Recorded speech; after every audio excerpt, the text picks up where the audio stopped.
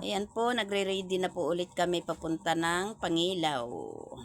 Ayan. Nahuho para magam. Kami po ay mamamang ulam ulit. Hindi ko pang ulam. At para makalibre na ulit kami sa pagbili. Pag swerte pa, Ayan. may pagbigas pa. Ayan, kami ay papunta na ulit. Yeah. Ayan, kami ay mambubulabog na naman kami nito sa lalauhan. Lahat ng pwedeng damputin ay adamputin namin, pati balatan. Si Vincent Luna. Hindi po kami manguha ng balatan, hindi namin kilala yon. Kilala balatan, hindi ako nakakain. Pero sabi nila nakakain daw yung balatan, pero ayaw namin kumain ng balatan. Basta ang aming huhulihin doon ay kalintugas, isda, mga hipon, ayan. Ay, ako hindi na mag-asombrero. Sa gabal, pag may sombrero. Nahuhubo. Ay, di, liitan mo na. Wala siyang sampit dito. Hindi, malalaglag ko na nasa gitna mismo.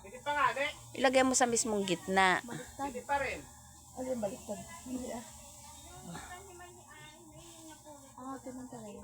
Ayan, nagre-ready na siya. Ayan. Yung isa naka-black na yan ay kasama din namin. Yun. Ayan, yun. Ayan, tatlo kami. Tatlo na naman kami ngayon. Hindi kasama ang isa sa Tres Marias. Ayan, tayo na. Samahan nyo kami sa Pangilaw. Mother, mangingilaw na kami.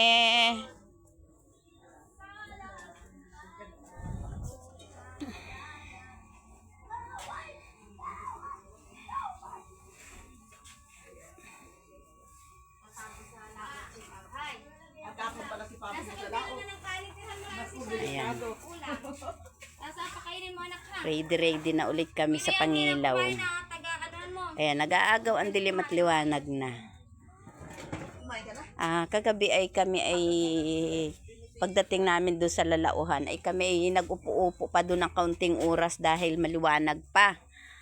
Kaya kami ngayon ay umalis ay ayan medyo malapit ng dumilim para kami ay hindi na maghintay ng pagdilim at diretso na. Pagdating namin doon, diretso na kami sa Pangilaw.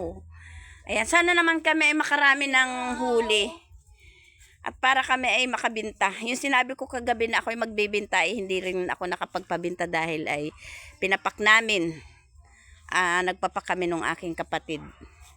Tinuro namin ang pangain ng kalintugas.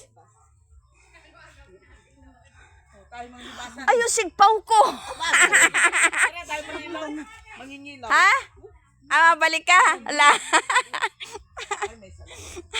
Ayan, papunta ng Pangilaw, iwanan ang sigpaw. Ayan, kayang alagyan ko ng kalintugas na rin. Ayan, nag-aagaw ang dilim at liwanag na. Tama-tama na pagdating namin ng lalauhan, ay tamang magsisindi na kami ng padlight. Ayan, mamaya pagdating namin, kanya-kanya na naman kami daing na sakit ng tuhod na rin. Hindi sumakit ang tuhod mo kanina umaga? Hindi, para nabinata na. Ako man ay hindi rin man. Sakit ay inahaplasan ko na ay.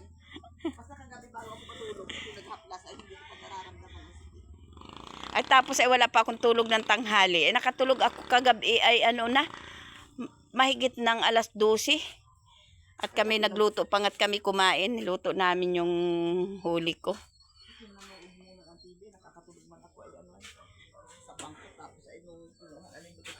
Naglipat-lipat na ako, wala ako electric pan.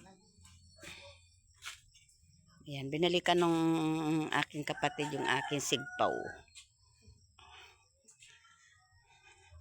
Tanda na ang lola nyo.